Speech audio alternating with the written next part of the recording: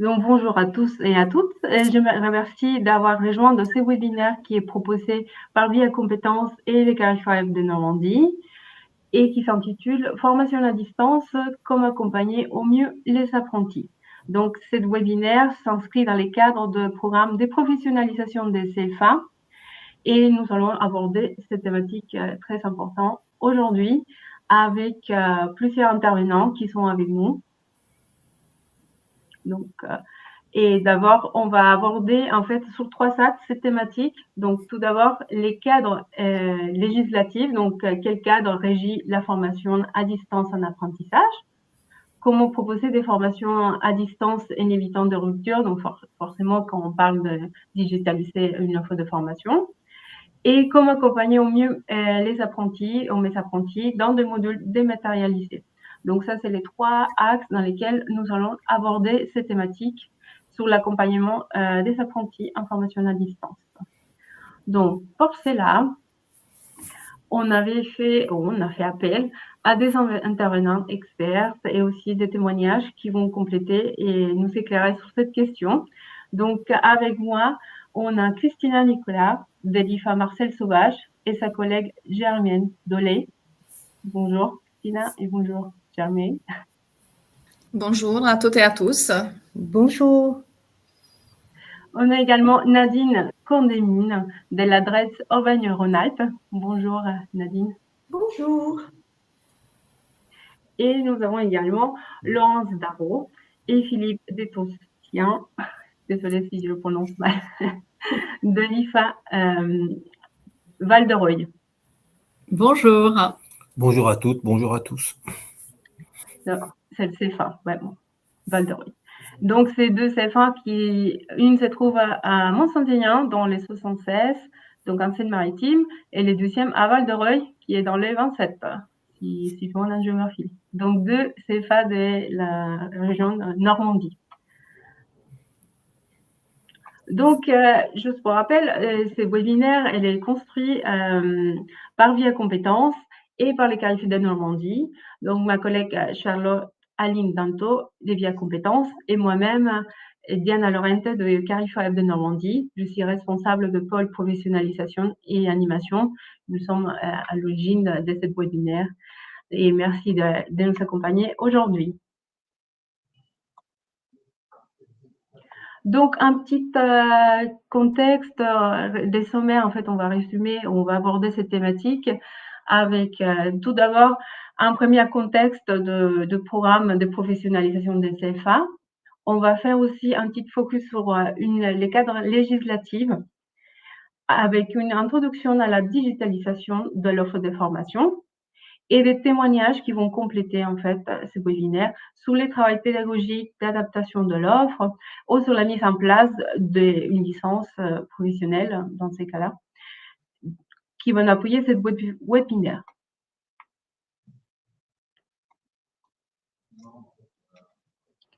Donc, je vais présenter rapidement les projets de professionnalisation des CFA, donc comment ce projet il était construit. Donc, je vais donner quelques éléments de contexte qui vont illustrer en fait ce cycle de webinaire. Donc, ces projets, ça a débuté depuis plus d'un an maintenant et les origines de ces projets démarrent en 2022. Et c'est vraiment la volonté de l'État de maintenir un autre niveau de qualité dans l'apprentissage et évidemment dans un contexte de croissance des organismes de formation en apprentissage.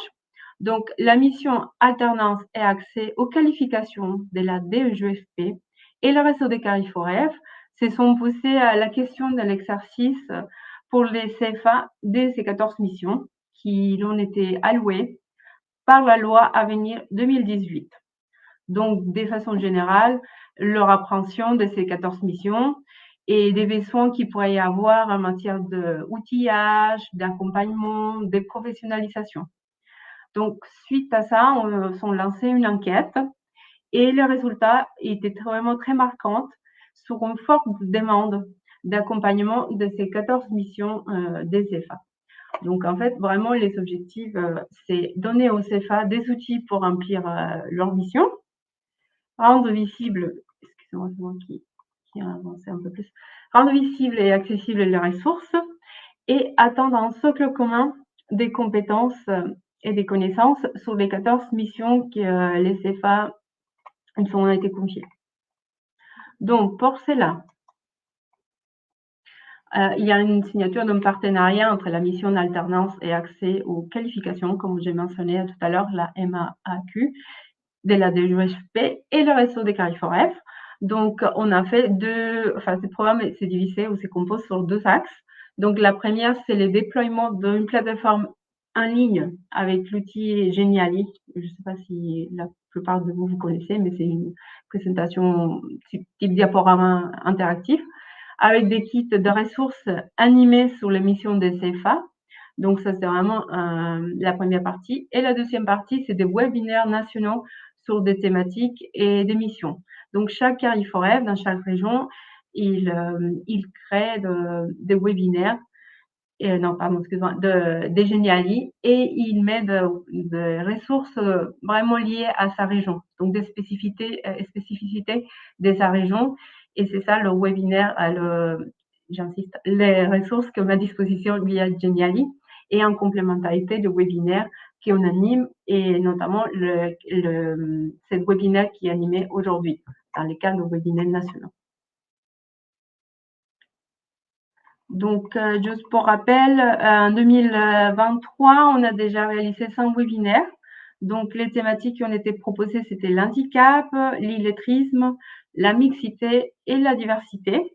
Et cette année, en 2024, il y a eu des webinaires qui portaient sur d'autres thématiques, notamment sur la mobilité internationale, les droits et les obligations des apprentis, les cohérences entre formation en CFA et en entreprise, ainsi que la santé et la sécurité. Donc, comme je vous ai dit tout à l'heure, tous ces webinaires sont disponibles via le replay de notre site RCO et sur différents sites des Carrefour de chaque région. Donc, n'hésitez pas à consulter toutes ces ressources qui sont à votre disposition dans les sites des réseaux des Carrefour RCO.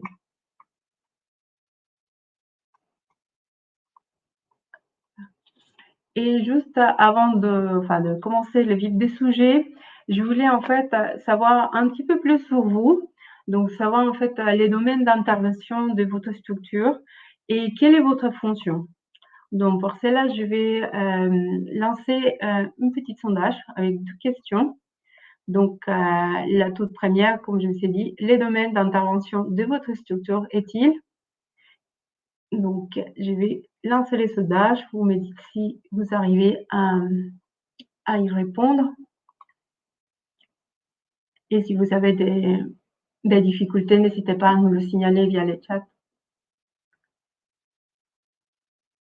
Donc, je vous laisse quelques instants pour répondre à la première question qui était lancée.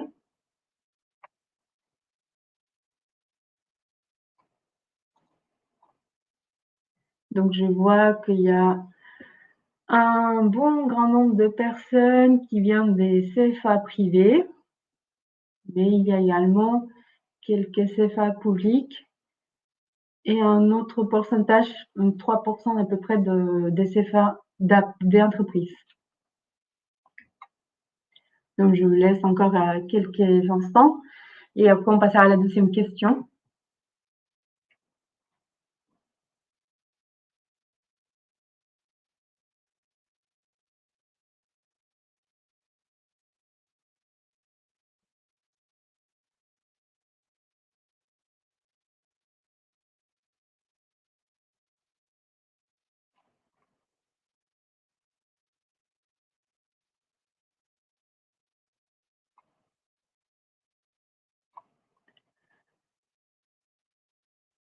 Bon, merci beaucoup pour la participation à cette question. Donc, je vais lancer maintenant la deuxième question. Et quelle est votre fonction? Donc, vous avez dit quelle est votre fonction. Donc, on avait plusieurs possibilités. Donc, n'hésitez pas à répondre à cette question. Comme ça va nous permettre d'en savoir un petit peu plus sur vous, vos missions, vos fonctions et les types de structures, évidemment.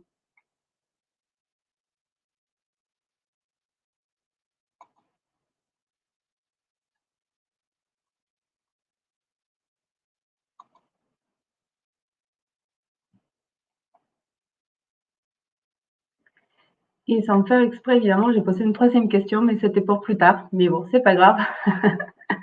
J'avais posé une question en avance, mais c'est pas grave. De toute façon, c'est une question que j'allais poser plus tard. J'avais posé une troisième question, c'était au sein de votre CFA, est-ce que vous proposez des formations à distance? Mais c'était un petit peu en avance, mais c'est pas grave.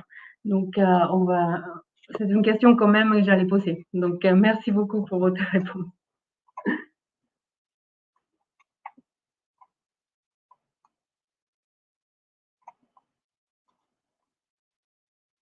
Donc, juste pour commenter très rapidement le résultat de cette petite sondage. Donc, la plupart de vous, vous êtes référents pédagogiques des CFA.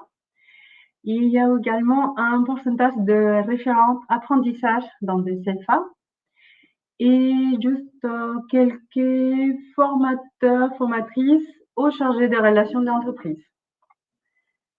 Et pour la dernière question que j'ai lancée sans faire exprès, vous êtes quand même un bon pourcentage d'entre vous qui proposent des formations à distance dans votre CFA. Donc quand même, on a 51% qui affirment de dire oui, vous proposez de formations à distance et 25, 24, 25 non, au 25, 25 un projet.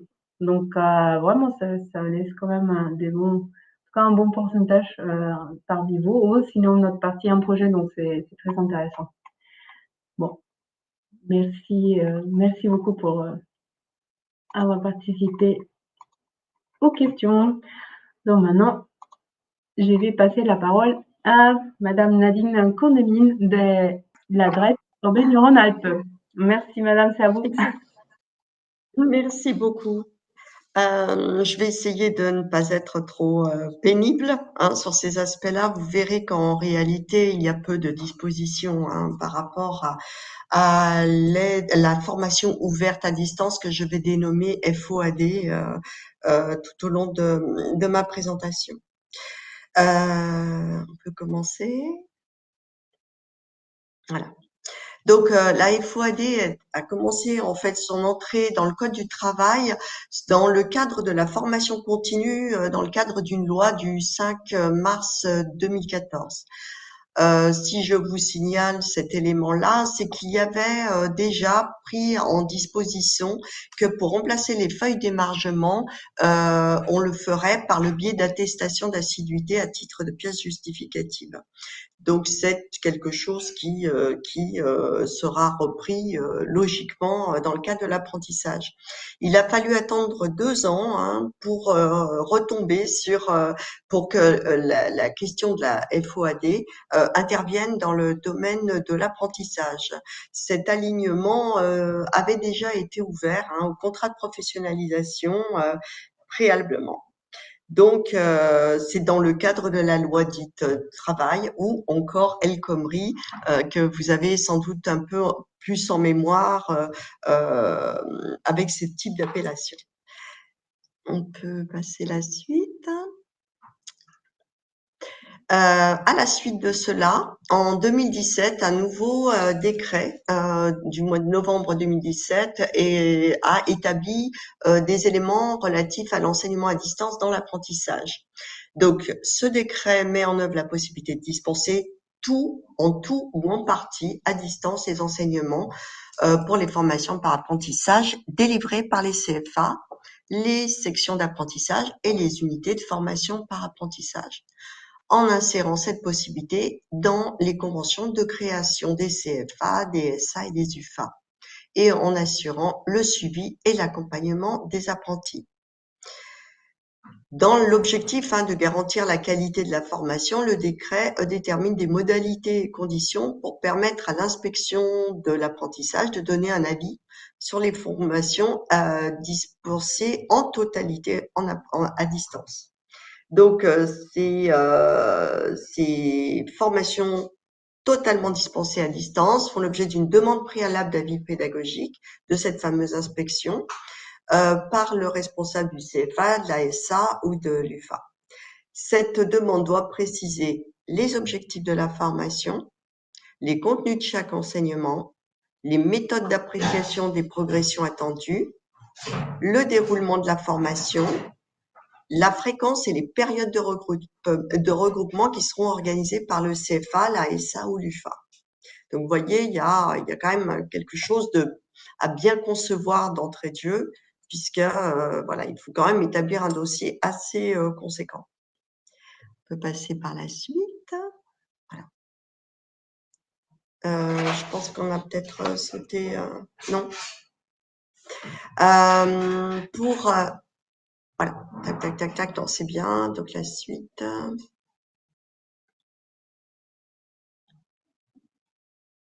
L'accompagnement, cette demande comporte les durées et les modalités de suivi et d'accompagnement des apprentis.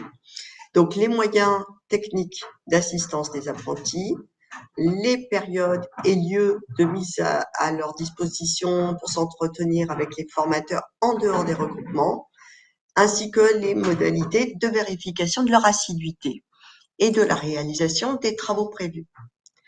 Sur le plan administratif, pour une formation dispensée en tout ou partie à distance, il est nécessaire de réaliser les démarches suivantes.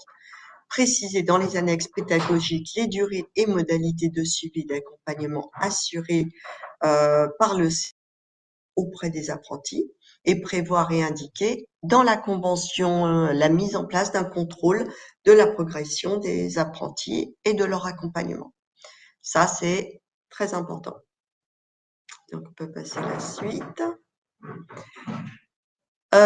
Lorsqu'ils sont effectués en tout à distance, les enseignements sont mis en œuvre selon des modalités qui sont prévues dans un article D 63.13.3.1. Ça, c'est plutôt pour impressionner. Donc, du Code du travail, une assistance technique et pédagogique appropriée pour accompagner le bénéficiaire dans le déroulement de son parcours. En deuxièmement, une information bénéficiaire sur les activités pédagogiques à effectuer à distance et leur durée moyenne. Et puis pour finir, des évaluations qui jalonnent ou concluent l'action de formation. Donc, la réalisation de l'action de formation par apprentissage est justifiée par tout élément probant. Plus il y en a, mieux c'est.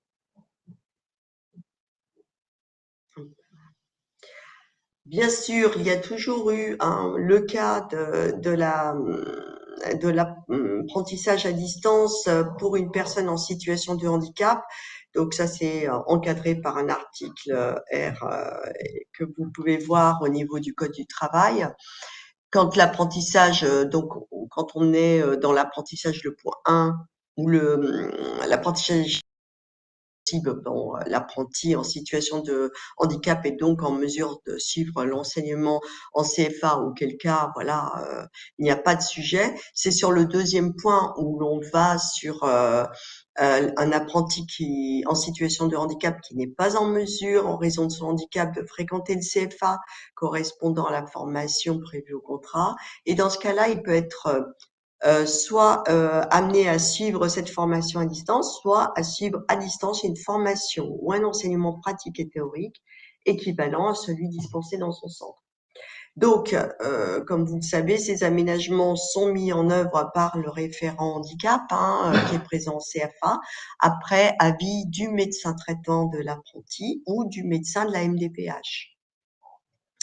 Donc, les aménagements de la formation sont inscrits dans la convention de formation réalisée pour chaque apprenti et jointe au CERFA entre l'employeur et le CFA. Donc ça, c'est quelque chose de spécifique, mais ça a été prévu assez vite sur l'apprentissage. Pour les différentes questions concrètes, parce qu'une fois qu'on a fait le tour de toute cette réglementation qui est assez pauvre, vous l'avez noté, derrière, il y a quand même des questions concrètes qui se posent sur la mise en œuvre de cette formation à distance. Notamment, aucun texte ne précise un lieu particulier pour le suivi de la séquence de la formation à distance pour les apprentis. Ainsi, l'apprenti peut se former soit à son poste de travail, soit dans les locaux de son employeur, soit au sein de son CFA, soit à son domicile ou tout autre lieu de son choix, à partir du moment où le module de formation est accessible. De plus, aucun texte n'impose à l'employeur d'aménager un lieu dédié dans ses locaux pour que l'apprenti puisse se former à distance. En revanche, il est de la responsabilité du CFA de proposer une plateforme fonctionnelle et accessible. Le CFA doit assurer les modalités de déroulement de la FOAD. Voilà. Donc sur ce sujet, on est un peu dans le vague et finalement, on peut y trouver un peu de liberté d'ailleurs. Couverture de l'apprenti. Attendez, la slide précédente. Sur la couverture de l'apprenti au titre de l'accident du travail ou de l'accident de trajet. C'est un sujet, hein, s'il est à domicile, etc. Il y a une vraie question, puisque ces notions-là n'existent que quand on est dans une mobilité par rapport pour l'accident de trajet entre le CFA et l'entreprise et le domicile.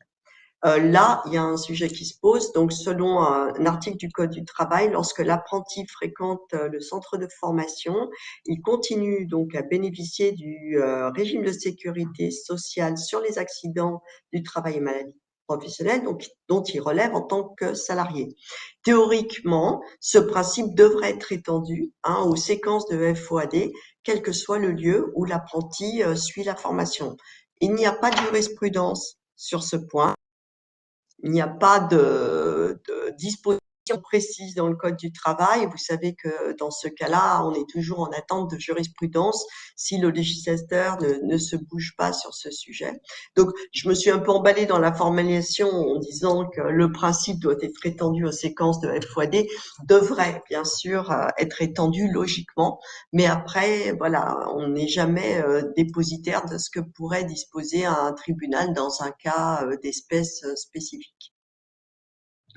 Voilà. Donc la slide d'après.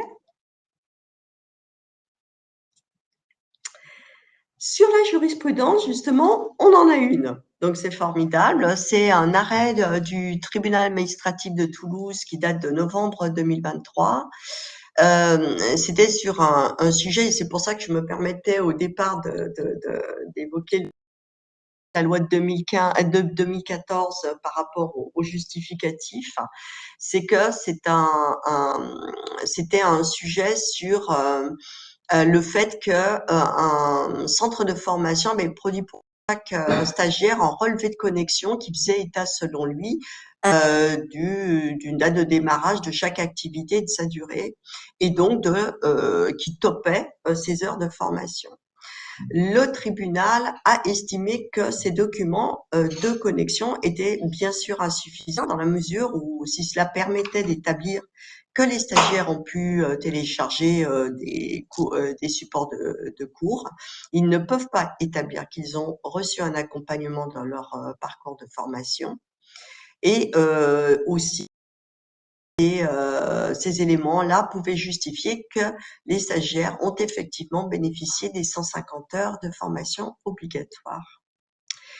Donc, il est rappelé dans cet arrêt-là la nécessité de produire des justificatifs d'accompagnement individuel, tels que des relevés de connexion ou des résultats de tests ou tout autre document, tout document justificatif, mail, etc., être gardé, conservé précieusement pour justifier qu'il y a bien eu participation aux heures de formation et qu'il y a bien eu un accompagnement des apprentis.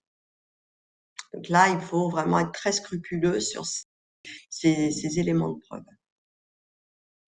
C'est exigeant. Alors, il y a une obligation aussi de qualité de la formation au regard de l'évolution légale. Donc, libéralisé, comme vous le savez, par la réforme de 2018, les contrats d'apprentissage ont connu une très forte croissance. Mais désormais, surtout à l'égard parfois de certains CFA très récents ou etc., qui sont arrivés voilà, depuis peu, la qualité des enseignements n'est pas toujours au rendez-vous.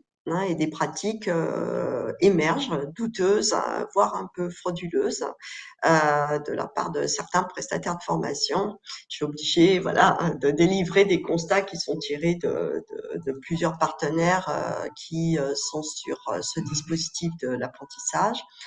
Donc, des garde-fous ont été mis en place autour de la certification Calliope et des certifications de professionnels et de contrôle qui s'avèrent parfois insuffisants. C'est pour ça qu'il y a eu un décret qui est intervenu le 28 décembre 2023, relatif à l'activité des organismes certificateurs et au contrôle exercé par ces organismes financeurs en matière de formation professionnelle, donc que sont les OPCO. Donc, il pose un cadre juridique et en première ligne sur le champ de l'apprentissage, les OPCO gagnent en prérogatives et en pouvoir de sanction. Donc, le décret permet aux OPCO d'aller plus loin en réalisant des contrôles de services faits plus approfondis et sur site. C'est à prendre en compte par rapport au sujet d'autant plus de la formation à distance. Cette nouvelle prérogative pourrait faire naître une deuxième génération de référentiels intégrant la conformité de l'action de formation. Dans l'apprentissage, ils devraient prendre en compte toutes les parties prenantes dans leurs avis, celui de l'apprenti, de l'entreprise et du financeur. Cet élargissement de périmètre de contrôle s'accompagne d'un renforcement des pouvoirs de sanction des OPCO. Donc, en cas de défaut de conformité observé ou d'opposition au contrôle, les conséquences pour les CFA seront bien plus lourdes. Ces derniers donc risquent une suspension immédiate de paiement ou un refus de demande de prise en charge. Slide suivant. Donc, concrètement, pour ne rien vous cacher, en 2023, il y a eu 500 contrôles diligentés. Une quarantaine de CFA s'y sont opposés. Donc, jusqu'au décret, ce fameux décret de décembre 2023, les OPCO devaient continuer à financer les actions de formation jusqu'à ce que les démonstrations des manquements soient faites ou que le jugement soit rendu. Désormais, avec le décret, la sanction tombe plus rapidement. Donc voilà ce qu'il en est de cette obligation de renforcement de qualité de la formation. Pour ne rien vous cacher, il y a eu une deuxième vague aussi de points de contrôle qui a été attribuée aux OPCO. Bon, ça concerne moins le sujet de la FOAD, donc bon, je ne sais pas, mais voilà. Donc pour la slide d'après. Je pense que j'en ai terminé. Voilà. Merci beaucoup, Madame Kounami. Je vais passer, en fait, il y a quelques questions qui ont été remontées dans les chats. Donc, Ok. allez voir. Alors, est-ce qu'il y a des questions? Donc, il y a une question sur avoir accès au Geniali. Oui, bien évidemment, il y a de l'équipe régionale et nationale. Donc, j'ai parlé tout à l'heure. Oui, ça se trouve sur les sites de RCO ou sur les sites des chaque Carrefour. Donc, pas de souci. On peut transmettre en tout cas les liens vers les sites généraux. Donc, est-ce qu'il y a d'autres questions sur la FOAD? Peut-être organiser. Alors, peut-elle être organisée en synchrone ou en asynchrone, la FOAD? Alors ça, je pense pas que ce soit, enfin, rien ne répond à ça dans le cadre légal, réglementaire. Vraiment, tout est assez léger, puisqu'on parle surtout de formation théorique dans tout ou en partie. Et en fait, on n'est pas plus précis que ça. Il y a avec des éléments à apporter sur les modalités, à indiquer quand on se lance dans cette démarche, puisqu'il y a un certain nombre de démarches administratives pour voilà, encadrer un peu tout cela. Mais derrière, voilà, on va pas si loin, le législateur ne va pas si loin dans des modalités aussi techniques, vous l'avez bien compris. Une autre question. Pour autant, d'ailleurs, c'est un peu surprenant. C'est un peu surprenant d'ailleurs, parce que quand on pense au grand mouvement qui a été accompli, puisque la première loi sur l'extension, enfin, à l'apprentissage de la FOAD a eu lieu en 2016. Entre-temps, il y a eu quand même le tsunami de la période Covid, et qu'on pouvait peut-être imaginer que le législateur se serait un peu agité sur ces questions-là. Or, ça n'a pas vraiment été le cas. Une autre question est-ce que l'apprenti peut suivre sa formation à distance à l'étranger? Qui dit la législation dans ces cas-là, est-ce qu'une apprentie peut suivre sa formation à distance à l'étranger? Ben là, en l'état actuel des textes, rien n'est mentionné à ce niveau-là, si ce n'est que quand même en formation théorique, vous avez vu que des lois dernières sont passées sur, ou des décrets, je ne sais plus déjà, sur l'Erasmus dans l'apprentissage. Donc théoriquement, on devrait quand même être à peu près dans la même dimension. Parce que moi, ce qui m'embête un peu dans l'histoire de le faire à distance, c'est que là, pour le coup, je ne suis pas certaine qu'il y ait du tout de couverture sur accident du travail, accident de trajet en cas de pépin. Là, je pense qu'on prend quand même un risque. Il y a un Erasmus, donc un Erasmus pour l'apprentissage, avec des dispositions qui sont prises sur notamment la question de la formation théorique. Là, s'agissant d'une formation théorique, je pense qu'il vaut mieux se replier sur les dispositions. Ce serait plus prudent, en tout cas pour le jeune apprenti, de se replier, de travailler sur la question de l'apprentissage en Erasmus, avec mise à disposition, mise en veille. Je jouerais pas quand même, il y a vous imaginez si vous avez un jeune qui a un accident du travail. Et une dernière question, qu'attend-on des relèves des connexions? Quelles sont les informations nécessaires? Pardon, je n'ai pas compris. Sur les relèves des connexions, quelles sont les informations nécessaires?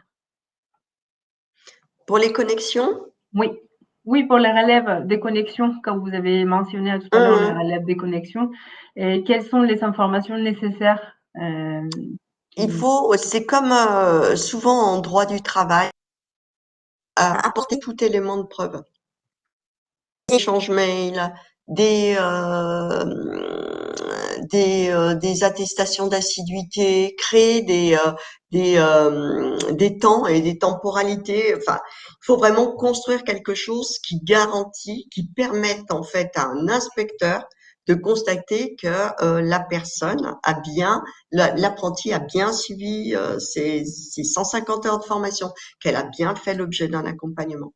Donc à ce niveau-là, il faut s'inspirer un peu, à mon avis, de ce qui se réalise par des CFA historiques qui sont bien organisés, etc.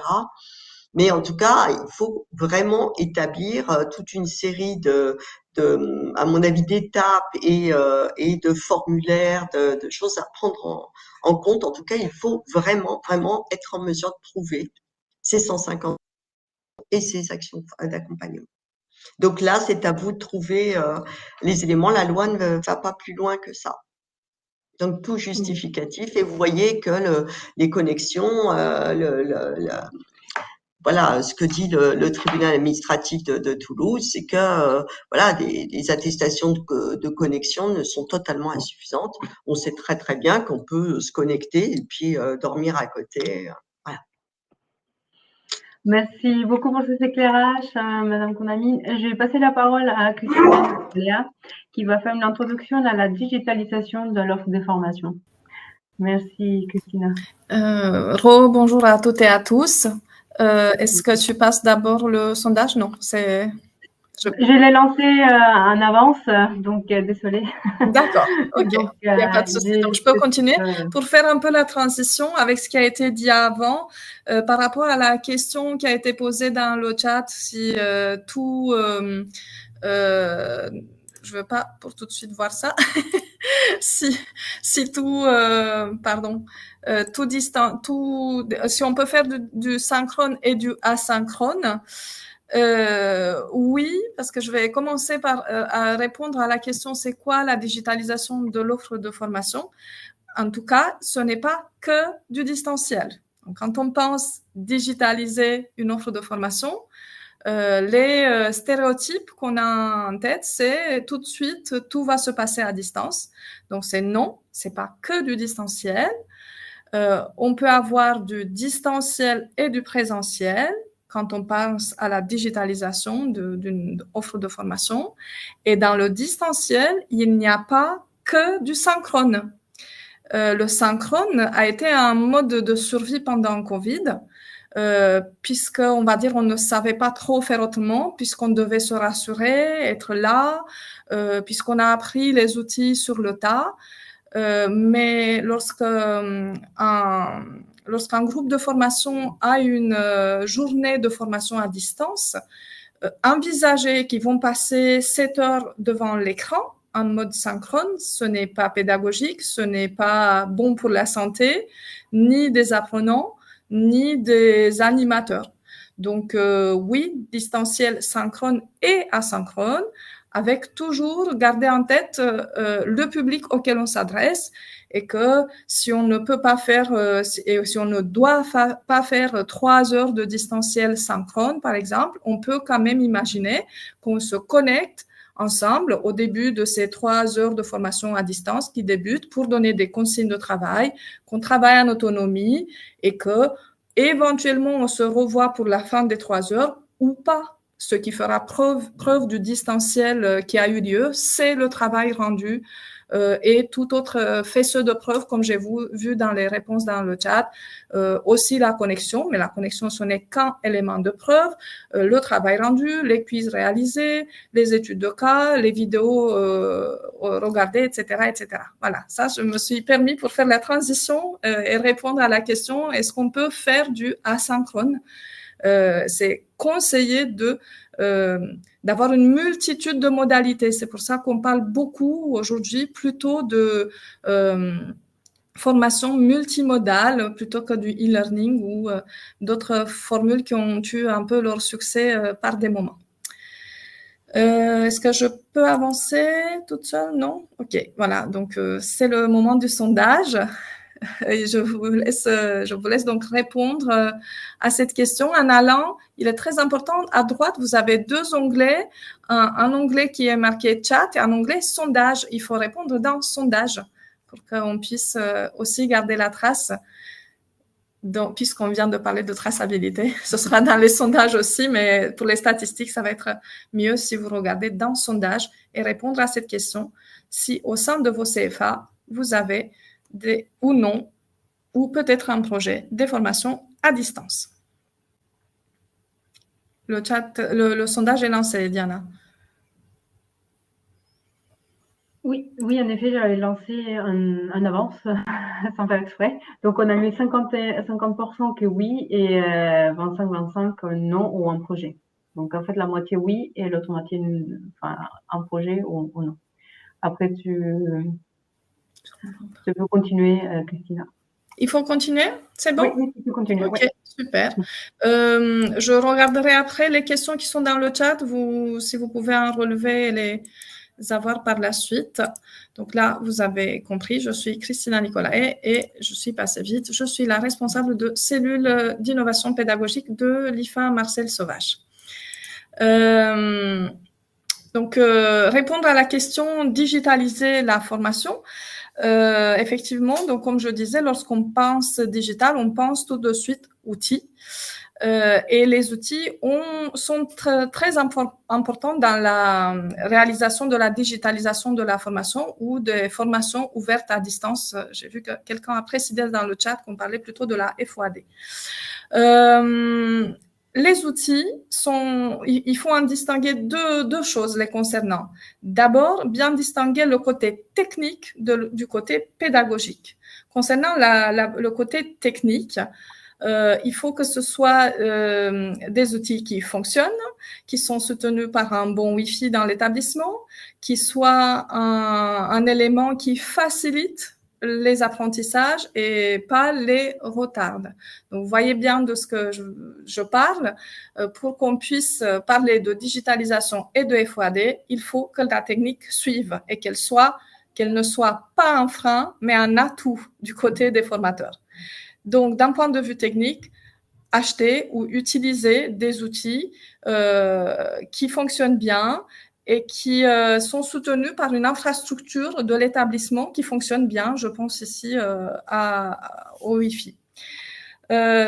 Du côté ça c'est concernant la technique. Ensuite, il faut, d'un point de vue pédagogique, se demander à quoi servent ces outils. Sinon, on va rester dans le domaine de la technique et on ne verra pas la plus-value des outils.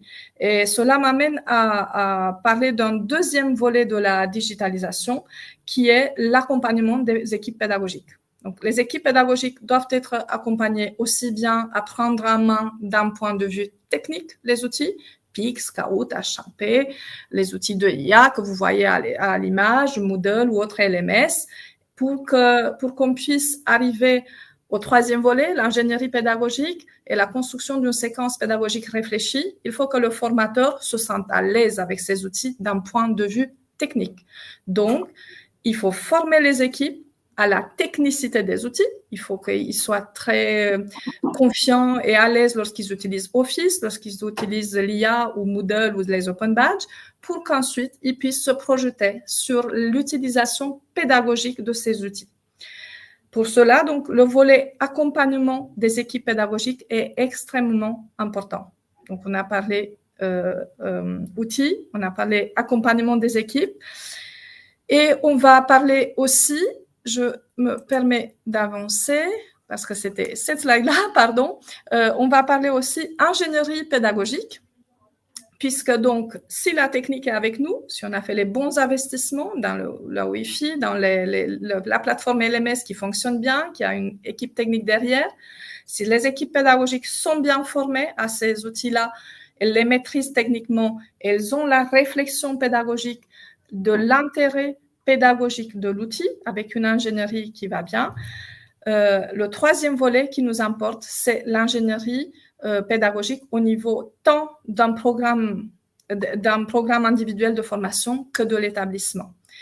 Et ce qui nous importe, donc, en plus des outils et de leur maîtrise, en plus de l'infrastructure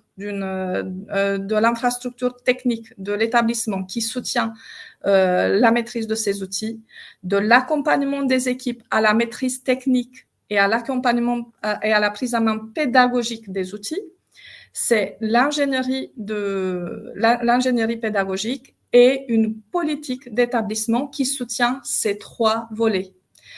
Dans les CFA, on est habitué à avoir des initiatives personnelles. Nous avons tous dans nos équipes des personnes, des collègues, des formateurs, des ingénieurs pédas qui ont la main plus technique que d'autres, qui sont à l'initiative de plein de projets magnifiques qui contribuent par leur propre initiative à la digitalisation des pratiques de formation. En revanche, lorsqu'on veut quelque chose de structuré, lorsqu'on veut embarquer des équipes, lorsqu'on veut avancer de façon systémique, c'est la politique d'établissement qui est extrêmement importante. Et cette politique d'établissement, elle se manifeste tant dans les choix d'outils, parce que les outils gratuits que vous avez pu voir cités sur ma slide d'avant, mais des outils payants également qui vont garantir une pérennité des ressources, qui vont garantir la confidentialité des données. Ça, c'est des choix d'établissement, c'est des choix politiques, c'est des choix financiers qui doivent être compris dans un projet d'établissement. L'accompagnement des équipes, c'est aussi quelque chose qui doit être soutenu par l'établissement et par la politique d'établissement dans la professionnalisation des acteurs, tant sur le volet technique dont on a parlé que sur le volet pédagogique, l'intégration des outils dans les pratiques. Et bien évidemment, la politique d'établissement, elle est extrêmement importante sur le pourcentage des formations qu'on va déterminer à distance. Vous savez bien Par exemple, en région Normandie, ça fait un bon 10 ans que la région Normandie a fait sa première commande où elle imposait 10% de distanciel sur des formations, voire même jusqu'à 20% sur certaines filières. Donc, on a eu l'impulsion de la région Normandie qui nous a fait avancer et qui nous a fait déployer des formations multimodales depuis bien longtemps. Ces choix régionaux se traduisent et sont soutenus aussi par des choix d'établissement. Et en dehors des commandes régionales qu'on peut avoir, la politique d'établissement, elle est décisive sur le choix des outils, sur l'accompagnement des équipes et sur l'ingénierie de formation et déploiement des formations à distance. Très rapidement, effectivement, lorsqu'on accompagne la transformation, la digitalisation, le développement des formations ouvertes à distance, on perd souvent de vue l'entreprise. Je vais commencer par elle. Donc, effectivement, dans un service comme le mien de cellule d'innovation pédagogique, nous sommes moteurs dans le choix des outils. Nous faisons des propositions à la direction et aux équipes techniques, à l'équipe d'informaticiens de l'IFA Marcel Sauvage. Nous accompagnons les équipes dans cette prise en main des outils, mais également les apprenants.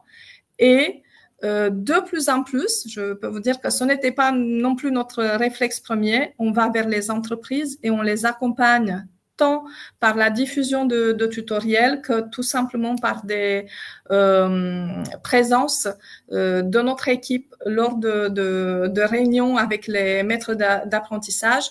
À des réunions à l'IFA, lorsqu'ils viennent sur site, sur la présentation des outils numériques utiles pour le suivi de l'apprentissage. Je vais citer seulement Netipareo, peut-être que la plupart d'entre vous le connaissent. C'est l'outil des CFA utilisé pour le suivi des relations en entreprise, pour le suivi de l'apprenant tout court, ses notes, sa progression pédagogique, tout y est.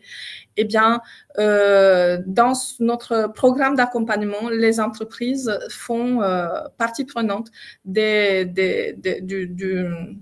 trio que nous devons accompagner pour une réussite donc de l'accompagnement, de la digitalisation des formations. Je vais peut-être revenir là-dessus s'il y aura des questions sur ce trio que nous accompagnons. Très rapidement, des exemples très concrets de l'équipe de la cellule pédagogique de l'IFA Marcel Sauvage. Mise en place d'un kit de rentrée pour les apprenants, pour les formateurs, pour les maîtres d'apprentissage, donc pour le trio cité plus haut, qui garantit donc la réussite de nos apprenants. Pour la découverte et l'appropriation de l'environnement numérique d'apprentissage, que ce soit les premières connexions à un ordinateur de l'IFA Marcel Sauvage, la première connexion à notre LMS, la première connexion à Netipareo, ou que ce soit pour diagnostiquer, former, certifier aux compétences numériques à l'aide de PIX, que vous connaissez très certainement, ou pour la valorisation des compétences transversales via les badges, un autre programme qui est très soutenu par la région Normandie. Donc, trois actions en une ligne pour pouvoir vous donner un exemple donc de type d'accompagnement que nous proposons dans notre établissement et sur lequel ma collègue reviendra un peu plus tard. Le pédagobus, c'est une façon d'ouvrir notre service, d'aller vers des équipes, parce que dans l'accompagnement des équipes, il y a, comme vous le savez, la disponibilité des formateurs.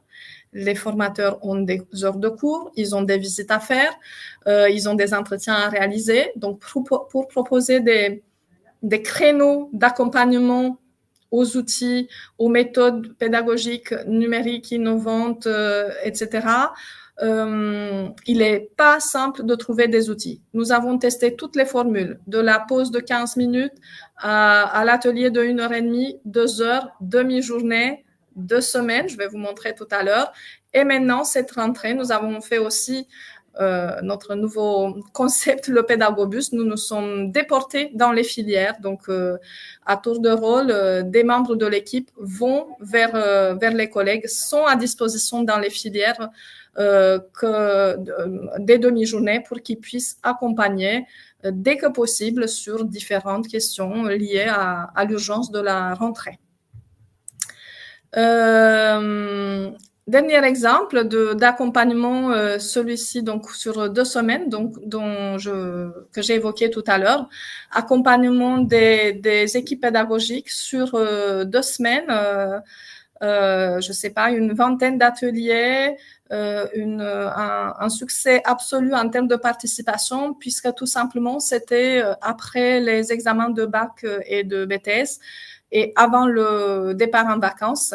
Nous avons été ravis de constater que nos collègues s'intéressaient autant aux outils classiques que j'ai évoqués tout à l'heure de type NetIPAREO qu'à la pédagogie, à la pédagogie et l'IA, la formulation des prompts, les outils de l'IA pour l'ingénierie pédagogique. Donc, un petit succès dont on est fier et qu'on pense réitérer l'été prochain. Pour le plaisir et la montée en compétence de nos équipes. J'avance. Oui, c'était un petit clin d'œil pour dire que c'était enfin, nous avons trouvé la bonne période, les bonnes thématiques qui ont intéressé tout le monde et que donc ce n'est pas rien d'afficher 225 heures d'accompagnement à la prise en main d'outils numériques et à la découverte des valences pédagogiques de l'IA.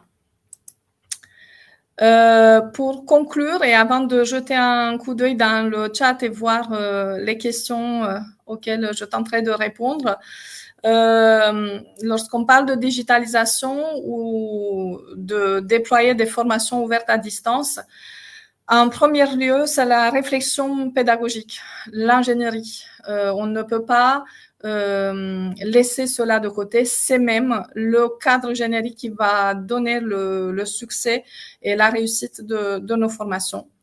Ce cadre générique, cette réflexion en amont, cette ingénierie du multimodal doit être soutenue par un environnement technique performant et par un accompagnement des équipes à la maîtrise de l'environnement numérique et à l'utilisation pédagogique de cet environnement numérique. Au-dessus de podium, j'aurais dû faire une couronne. Je peux la faire peut-être a posteriori. Tout cela est maintenu par une politique d'établissement qui gère, qui donne les lignes directrices et qui montre aux équipes où elles vont et pourquoi elles vont et avec quels investissements humains, financiers et de politique pédagogique on avance. Je vous remercie de votre attention et je vais juste te poser une question parce que c'est vrai que je suis quand même le maître de temps et on est déjà bientôt à 15 heures. Donc, une question pour toi. Après, on va répondre via les chats aux questions qui ont été posées également. Donc, une question pour toi. Comment gérez-vous les rentrées en distanciel synchrone? La rentrée des classes, c'est un choix. C'est vrai que la rentrée en distanciel synchrone, ma collègue pourra peut-être vous en parler tout à l'heure.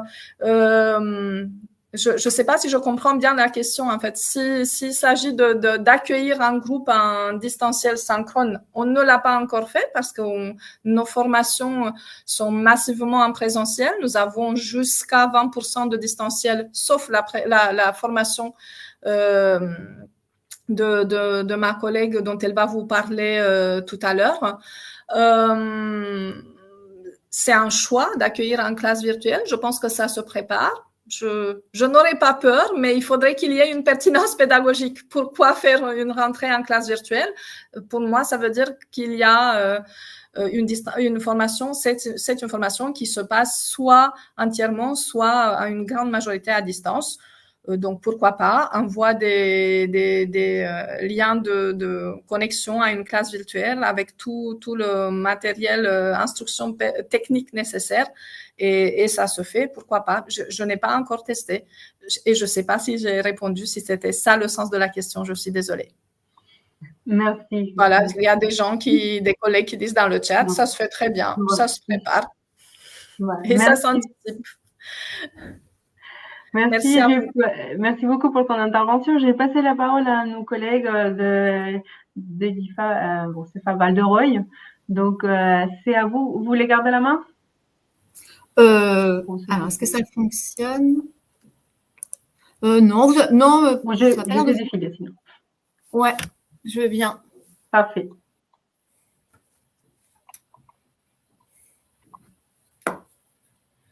Alors, avec Philippe, nous allons partager avec vous notre expérience dans la mise en place de la formation à distance dans l'établissement.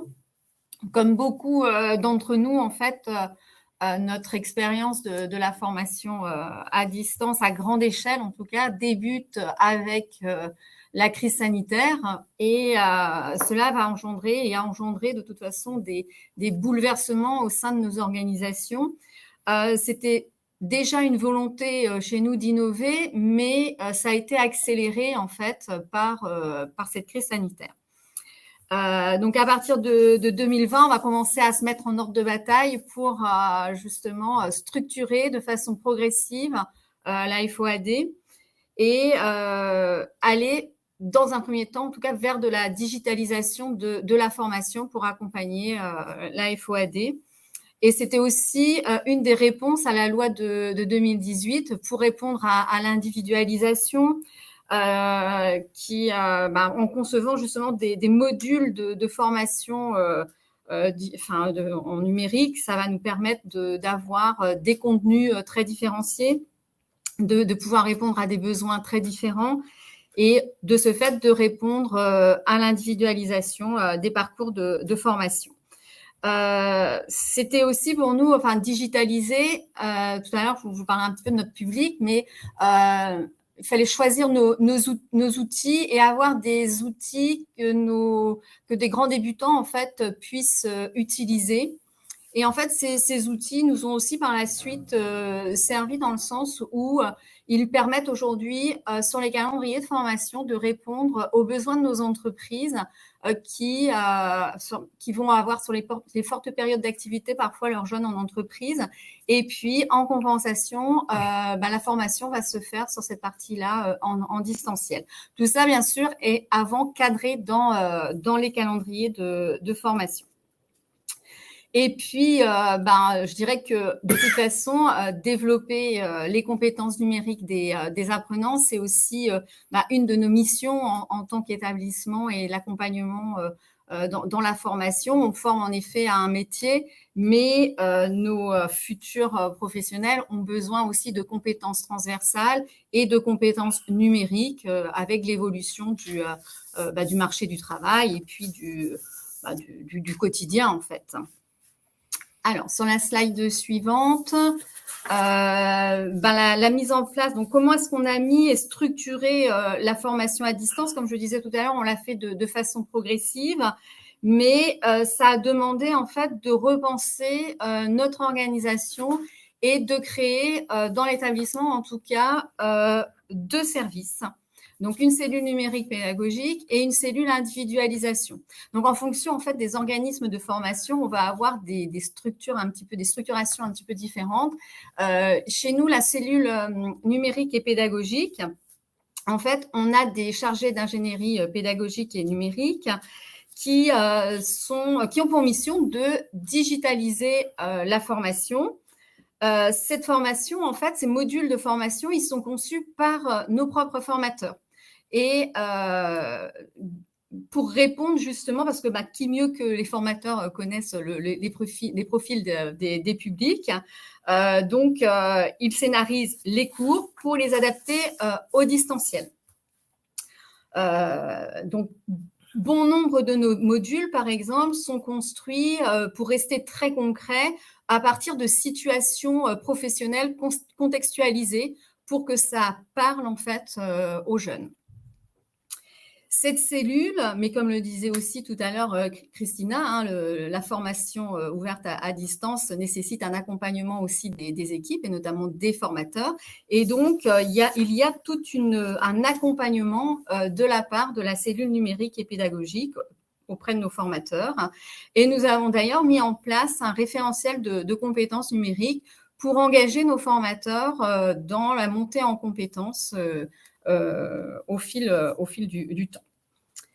En parallèle et en même temps que la création de la cellule numérique pédagogique, donc une cellule individualisation qui a plusieurs missions. Celles qui nous intéressent ici aujourd'hui, ce sont celles des concepteurs et animateurs de parcours de formation qui vont répondre en effet aux besoins de l'individualisation et pour cela qui vont pouvoir s'appuyer sur tout ce qui a été conçu par le biais de la digitalisation.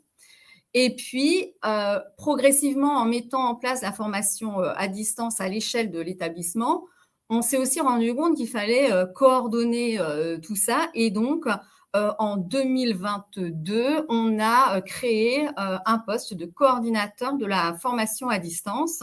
Donc, Philippe va vous expliquer ses missions. Donc, nous avons à peu près 1500 apprentis d'inscrits sur la formation à distance. Et donc, au regard du grand nombre d'apprentis à gérer et des différentes modalités suivies par les groupes, on constate que la coordination est assez complexe parce que c'est une coordination sur beaucoup d'individus et elle est surtout très importante. Donc, le rôle de coordination et celui un peu d'un chef d'orchestre. Donc, je dois communiquer avec donc la cellule numérique et pédagogique qui crée les modules LMS. Je dois m'adapter aux différentes équipes pédagogiques de la cellule d'individualisation. Je dois travailler en partenariat avec les responsables des pôles et les différentes équipes. Je dois répondre aux attentes de la direction et rendre compte, bien évidemment, de ses résultats. Je dois être proche et disponible pour les apprentis. Alors ça, c'est très, très important. En effet, il ne suffit pas de mettre en place toute cette logistique. Il faut aussi expliciter et accompagner les apprentis, d'autant plus que ce sont des publics qui ont besoin de cet accompagnement. Ce qui est important, c'est qu'il faut associer également les maîtres d'apprentissage parce qu'ils interviennent grandement dans l'accompagnement des jeunes sur le lieu de travail. Et donc, cette FOAD ne fonctionne que si tous les acteurs sont partie prenante et impliqués par rapport à cet accompagnement. L'employeur est un relais indispensable pour la réussite du parcours. Et donc, le rôle de la coordination, c'est de faciliter les échanges avec et pour les équipes. Alors justement, une fois qu'on a commencé à mettre en place cette formation à distance, à qui s'adresse notre formation à distance, en fait, elle peut concerner l'ensemble des apprenants que l'on a. C'est bien évidemment en fonction des calendriers de formation qui sont établis d'une année sur l'autre et dans toutes les formations.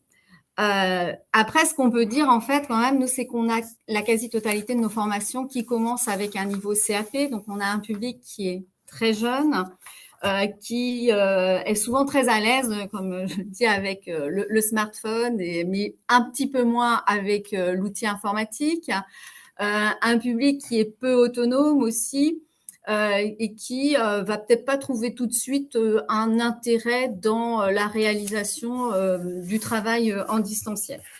Donc, en fait, c'est toutes ces caractéristiques qu'on a pris en compte pour créer justement les modules de formation, tenir compte du profil du public, d'avoir des outils appropriés, une interface conviviale, facile à utiliser pour nos jeunes. Et donc, ce sont nos formateurs, en fait, qui construisent les séquences, qui scénarisent, en fait, les modules. Et puis, quand on fait du distanciel, eh bien, on fait du distanciel avec du digital, mais pas que. On a différents types d'outils que Philippe va vous présenter. On peut passer le slide suivant. Alors, c'est le prochain slide. Voilà, donc comme tous les centres de formation, nous utilisons plusieurs outils de suivi de nos apprentis. La première problématique est de définir ce que l'on souhaite mettre en œuvre et de quelle façon et avec quel outil. Donc ça, c'est important, hein, c'est quelque chose qu'il faut vraiment étudier au départ.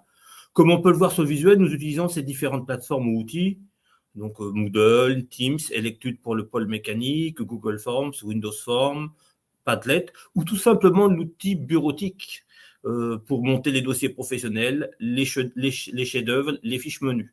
Donc, la formation à distance, ce n'est pas que faire des quiz, ce n'est pas que de répondre à des questionnaires, c'est aussi l'utilisation et la maîtrise de l'outil numérique.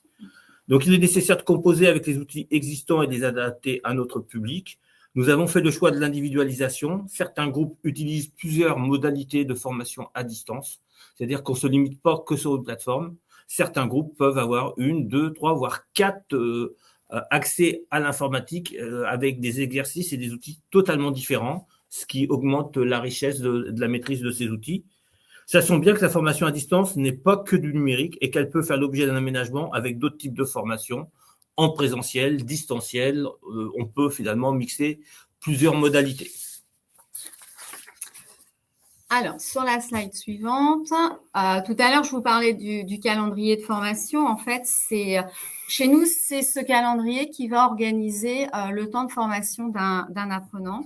On va retrouver sur chacun des calendriers du temps de formation en présentiel et en distanciel.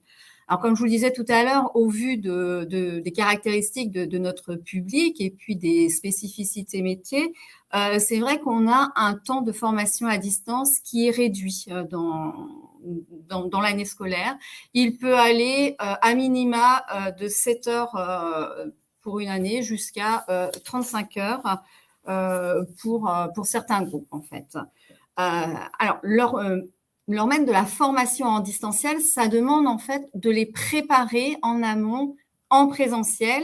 Et toutes ces préparations, elles sont faites tout au long de l'année par rapport à leur calendrier de formation.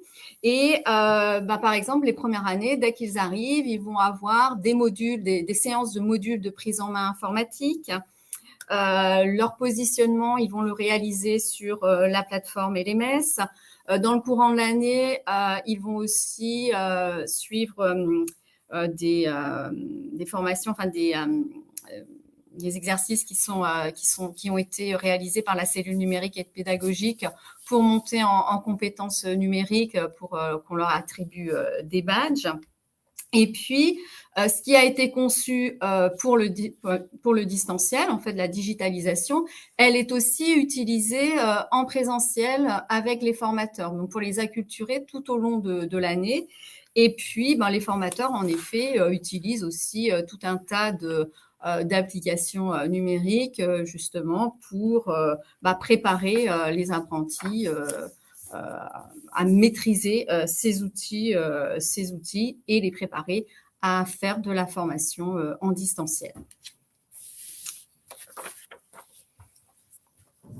Alors, l'organisation, en fait, sur l'année, donc il y a ce calendrier qui nous donne le temps, en fait, de réalisation de formation. Et en fait, nous, on identifie quatre grandes étapes dans l'organisation de notre formation à distance qu'on a aujourd'hui structurée. On va avoir dans cette organisation tout un tas de tâches qui vont relever de l'information avant le démarrage de la formation à distance. Ensuite, un temps d'accompagnement, puis de suivi et enfin de synthèse. On va détailler assez succinctement chacune de ces étapes. Alors, la première, Philippe. Donc, l'information. Donc, il y a un premier niveau d'information de la formation à distance. C'est bien évidemment le calendrier de formation sur lequel est notifié le nombre d'heures. Donc, ça, c'est vraiment le point de départ du parcours. Le deuxième niveau d'information, donc ça va être initié à la rentrée scolaire. Le formateur-tuteur indique dans le livret d'apprentissage en présence de l'apprenti le nombre d'heures et notifie également les dates qui ont été bien évidemment approuvées par le pôle et le staff pédagogique. L'objectif de tout ça, c'est d'élaborer des outils de communication pour les employeurs avec les apprentis. Et donc, nous partons toujours de la base d'un flyer qui comporte le nombre d'heures, les dates et le contenu de la situation professionnelle. C'est-à-dire que l'apprenti ne part pas sans rien, il a tout. Il est capable non seulement de comprendre le sens de ce qu'on attend de lui, mais il va être également capable de l'expliquer à son employeur. L'employeur, bien évidemment, va recevoir le mail, l'information, il va le lire, mais pour certains employeurs, il est important aussi, des fois, de voir que son apprenti a bien compris ce qu'on attend de lui, et puis donner des explications. Ça rassure les deux. L'apprenti est rassuré parce qu'il est capable d'expliquer ce qu'il a à faire, et l'employeur est rassuré parce qu'il voit que son apprenti a compris ce qu'il doit faire également.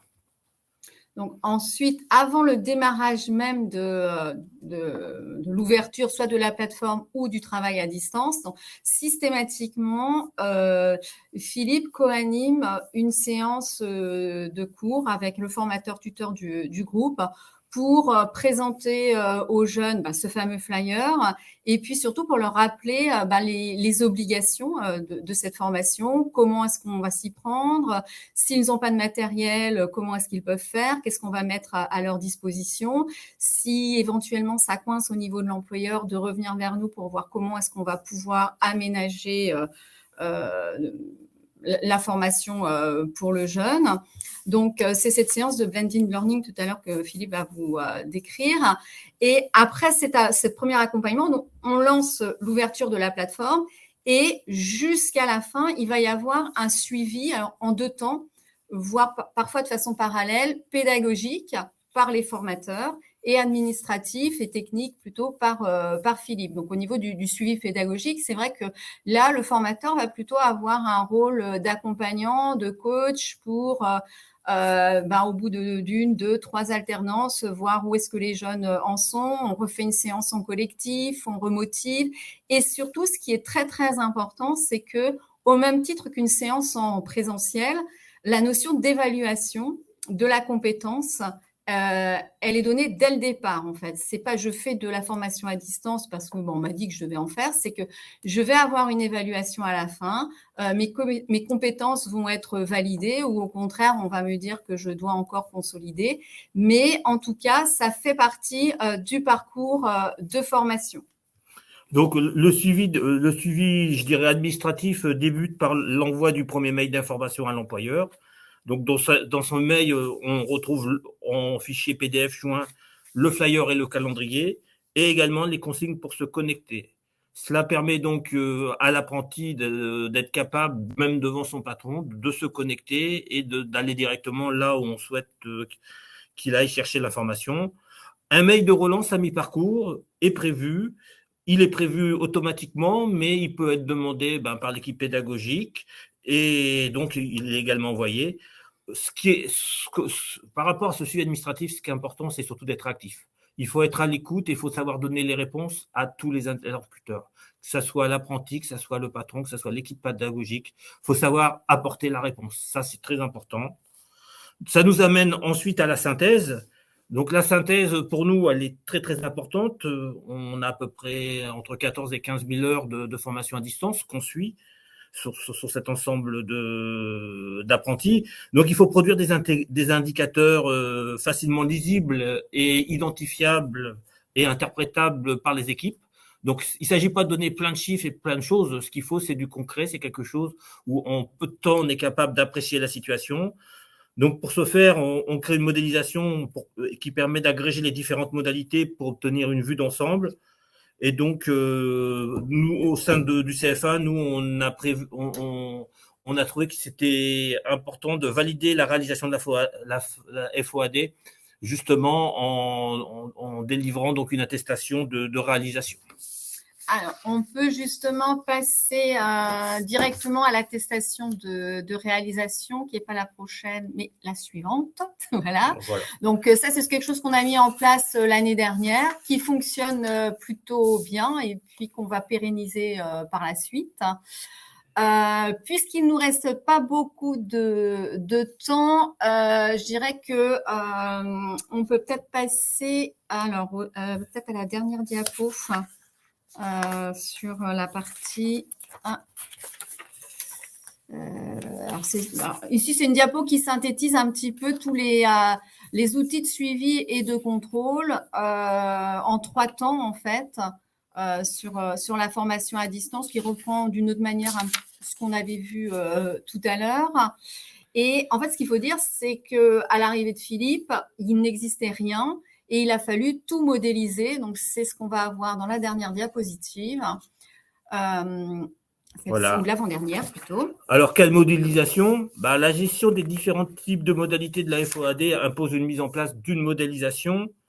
Toute la difficulté réside donc à préparer, normaliser et agréger les données de façon fiable. L'utilisation de la business intelligence permet d'obtenir de bons résultats. Sans aller trop dans les détails techniques, ce schéma présente une vision synthétique de la modélisation que nous mettons en œuvre pour obtenir nos indicateurs de suivi de la formation à distance. Le formateur peut se concentrer ainsi sur son activité pédagogique et peut s'appuyer sur la personne ressource de la FOAD pour obtenir les données liées à l'avancement de son parcours. Donc, sans trop détailler, on part toujours de Ipareo qui nous permet de suivre le cursus du jeune au sein de l'établissement. On se connecte sur Moodle via des cohortes ou via en unique au niveau du nom de l'apprenti. Mais étant donné qu'on a beaucoup de données qui sont issues de beaucoup de systèmes, ce qui est important, c'est qu'à un moment, soit en regroupant le nom de l'apprenti, soit sur le groupe, pouvoir donc synthétiser, agréger toutes ces données et au final dire voilà, tel jeune, il a fait tant d'heures sur l'ensemble de tous les modes de formation à distance. Donc ça, c'était un gros travail, mais c'est un travail qui est très important parce que ça donne vraiment une vue quasiment exacte, parce que bon, c'est toujours très compliqué de tout avoir à 100%, mais on approche quand même réellement de ce qui a été fait. Alors, en guise de conclusion, donc pour la dernière partie, que retenir de cette expérience? On peut dire qu'aujourd'hui et au bout de 4 ans de fonctionnement, on a mis en place un bon nombre de process qui fonctionnent, mais qu'on ajuste de toute façon au fil du temps. Ce qui est essentiel en fait dans la mise en place de la formation à distance, c'est de tout coordonner et d'avoir un suivi, une rigueur importante. Communiquer, ce que j'ai toujours expliqué, rassurer, être à l'écoute et puis démystifier tout ce qui est derrière la FOAD. Ça contribue en fait à donner du sens aussi à cette partie de la formation. Et puis Philippe, en tant que coordo, en fait, ne fait pas tout seul. Sans les équipes, il n'y a pas de formation à distance de toute façon. Pour demain, je dirais que on a besoin nous de consolider, mais de toute façon, les choses évoluent aussi au fil du temps. Et c'est surtout de faire de cette formation en distanciel un atout pour nos apprentis, pour les entreprises et le CFA. Mais ça, on y arrivera que si on arrive vraiment à structurer, c'est-à-dire que ce que je dis toujours, même si c'est implicite, c'est une évidence, en fait, le distanciel se prépare en présentiel, en fait. Et quand on a une bonne préparation, un bon cadrage, alors à tous les niveaux, on voit en tout cas, nous, que les résultats évoluent d'une année sur l'autre. Voilà. Merci beaucoup pour votre intervention. Nous, on va répondre à vos questions. On a quand même quelques questions, mais on va répondre à vos questions via les chats. Donc, je vais passer la parole à Germaine, qui va faire aussi également part de son témoignage au sein de son CFA. Donc, c'est à toi. Ah, on t'entend pas? C'est bon. Merci Diana. Je m'appelle, donc je vais vous faire part de mon expérience dans la mise en place d'une formation à distance, une licence professionnelle de gestionnaire de flux d'informations et plus précisément sur les actions d'accompagnement et de suivi que j'ai pu mettre en place.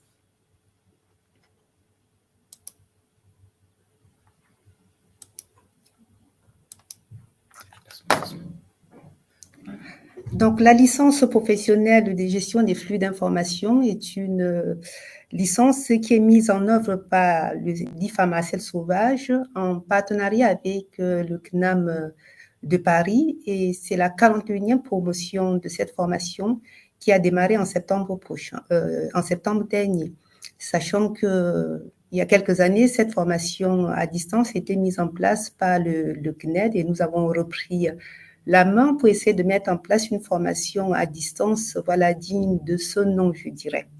Donc, dans le cadre de cette licence, nous accueillons des apprenants d'un niveau Bac plus 2 en principe, mais nous avons également des personnes qui l'intègrent avec un niveau Bac plus 3, voire un Bac plus 4, toutes filières confondues. Donc, on va avoir des personnes qui ont un parcours en lettres, en licence de lettres, qui ont fait une licence d'anglais, une licence ou un master en histoire, en philosophie. Et le but, en intégrant la formation, c'est de rajouter à leur formation initiale une compétence dans le traitement des flux d'informations. Et la formation se déroule donc en alternance, donc en contrat d'apprentissage et en contrat de professionnalisation.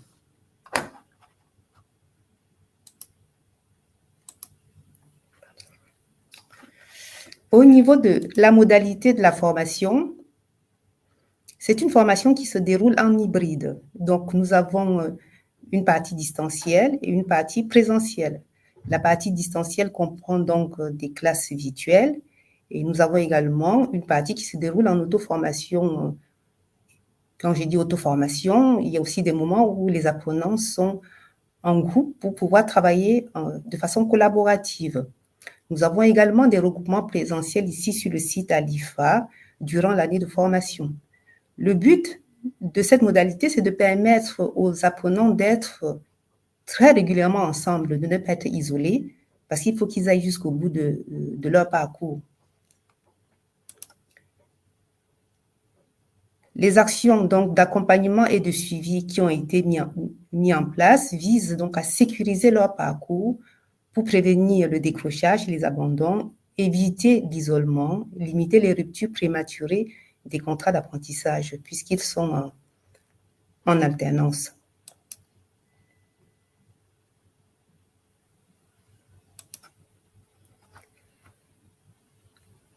Au niveau donc des actions,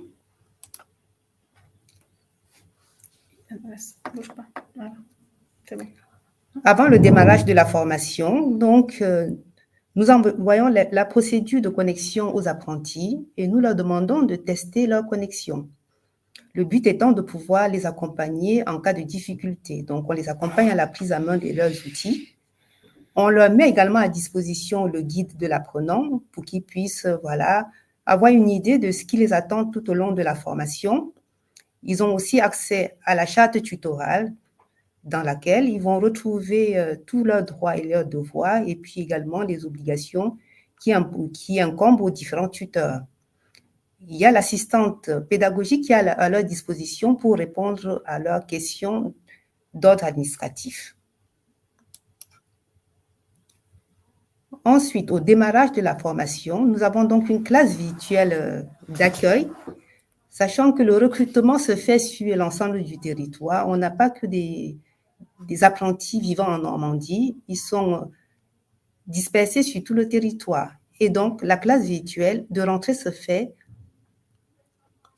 en distanciel. Lors de cette classe virtuelle, donc, on leur présente les modalités de la formation, les objectifs, le contenu, le déroulement des cours et toutes les évaluations qui vont jalonner leur parcours. On leur présente également les outils qui vont être mobilisés lors de leur parcours de formation. Tout à l'heure, on parlait par exemple d'Office 365. Donc, on va leur présenter l'environnement Office 365 avec toutes les applications auxquelles ils auront accès. On leur présentera également Netipareo parce que c'est l'outil de suivi des apprenants dans le cadre de la formation à distance. Ils vont pouvoir accéder à leur planning, aux notes. Ils vont également pouvoir s'auto-évaluer, plus précisément, évaluer les activités qu'ils auront à réaliser tout au long de leur parcours de formation. Car dans le cadre de la formation, ils ont un certain nombre d'activités à réaliser en entreprise et pour qu'ils puissent mener à terme ces activités, on leur demande de faire une auto-évaluation via Netipareo. Et le tuteur aussi a l'obligation d'évaluer les activités réalisées par l'apprenant via cet outil. Nous leur présenterons également la plateforme de formation Moodle, qui est la plateforme qui est utilisée dans le cadre de la formation, dont l'environnement, l'organisation de cours, comment accéder au contenu pédagogique, comment réaliser les activités, comment déposer leurs travaux, ainsi de suite, et aussi comment communiquer avec les pairs et puis l'équipe pédagogique. Enfin, donc, on reparle du planning et du calendrier parce que c'est important pour bien préciser les choses. Et d'ailleurs, cela permet aux apprentis de pouvoir réserver même déjà le train parce que c'est toute une organisation pour pouvoir venir au regroupement. Donc, le fait de leur présenter le calendrier et l'organisation de ce calendrier leur facilite grandement les choses et les rassure.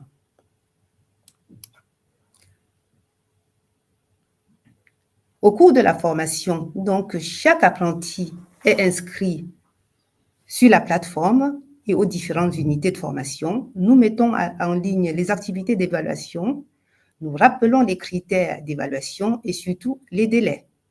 Nous mettons également à leur disposition des documents collaboratifs pour la constitution de groupe. Comme je vous l'ai dit tout à l'heure, ils ont des moments où ils sont en auto-formation, mais ils ont également des moments où ils réalisent des activités collaboratives et pour ce faire, on leur facilite le travail en mettant à leur disposition des documents pour la constitution des groupes et les thèmes de travail.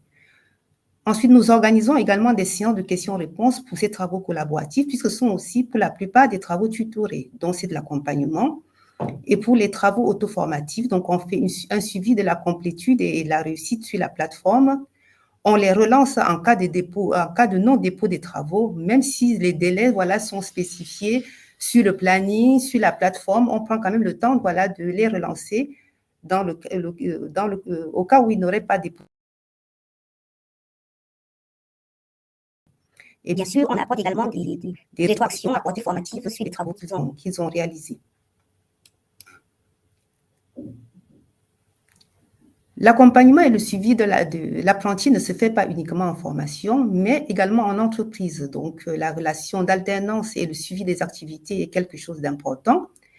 Et j'ai donc mis en place 100 temps forts pour ce suivi, pour cette relation d'alternance.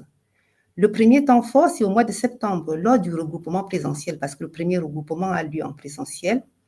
Et dans ce cadre-là, j'accueille en entretien individuel chaque apprenti.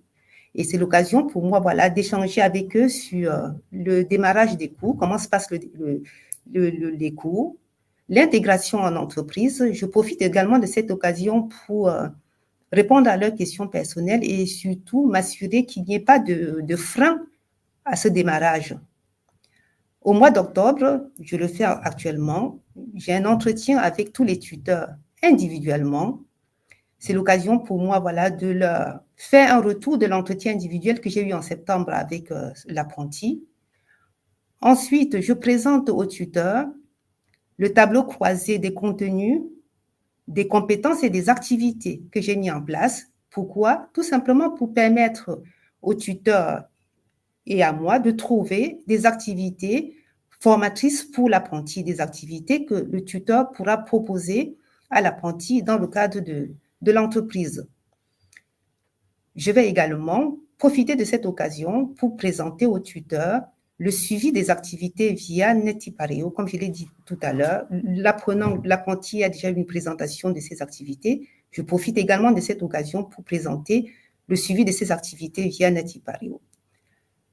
Comme la licence donne lieu à la rédaction d'un mémoire, il est prévu dans le référentiel que l'entreprise puisse proposer à l'apprenti une mission spécifique avec une réelle problématique. C'est l'occasion également pour moi d'en discuter déjà avec le tuteur pour l'amener à y réfléchir pour notre prochain rendez-vous. Ensuite, entre décembre et février, c'est un suivi d'entretien, un suivi pédagogique, un entretien pédagogique entre le tuteur, l'apprenti et moi. Mais il m'arrive également de me déplacer en entreprise. C'est ce qu'on appelle souvent visite pédagogique. Mais je fais un entretien de suivi parce qu'ils sont en distanciel. Donc, si j'ai un tuteur à Toulouse, je ne vais pas me déplacer à Toulouse. Donc, c'est un peu compliqué. Il m'est arrivé même d'avoir des apprentis en Guadeloupe. Donc, ça peut être compliqué. Et donc, dans le cadre de cet entretien de suivi pédagogique, on fait le point sur les activités que l'apprenti a pu réaliser en entreprise, ben, sur la base voilà, de l'auto-évaluation qu'aura réalisé l'apprenti en amont. On va également évaluer les compétences qui en découlent. On va évaluer également le comportement professionnel voilà, de l'apprenti, c'est très important. Et puis, on va prendre des rendez-vous pour le mois de juin et juillet. Entre le mois de mars et le mois d'avril, il y a un troisième regroupement. Et dans le cadre de ce troisième regroupement présentiel sur site, je reçois encore les apprentis en entretien individuel là pour apprécier la progression dans les apprentissages, répondre aux questions personnelles, essayer de détecter s'il y a des freins et puis trouver des leviers à ce frein. Et enfin, au mois de juin-juillet, deuxième entretien de suivi avec l'apprenti et le tuteur d'entreprise, donc pour faire un point sur l'avancement des activités, l'évaluation des compétences, identifier des axes de progrès et surtout voir avec l'apprenti où est-ce qu'il en est par rapport à sa mission spécifique, son mémoire, puisqu'il aura à rédiger ce mémoire au mois d'août et le rendre au mois de septembre, début septembre. Donc voilà toutes les actions qui sont mises en place pour accompagner et suivre les apprentis tout au long de cette licence. Et aujourd'hui, je peux vous dire que le parcours est sécurisé parce que nous avons 100% de réussite à l'examen tous les ans. Et par ailleurs, nous avons peu de décrochage, d'abandon. Les quelques abandons qu'on a pu avoir, c'est pour des raisons de santé. Cette année, nous n'en avons pas eu. L'année dernière, j'en ai eu une, tout simplement parce qu'elle est allée jusqu'au bout, mais elle n'avait pas rédigé le mémoire, parce qu'elle avait des problèmes de santé. Donc, le fait d'avoir mis en place ce suivi fait en sorte que les apprenants ne se retrouvent jamais seuls, puisqu'ils sont en classe virtuelle avec un formateur en face, ou alors en travail collaboratif avec les camarades, et enfin en regroupement avec les camarades et les formateurs en face. Voilà, tout cela fait que l'apprenti ne se sent jamais seul. Et un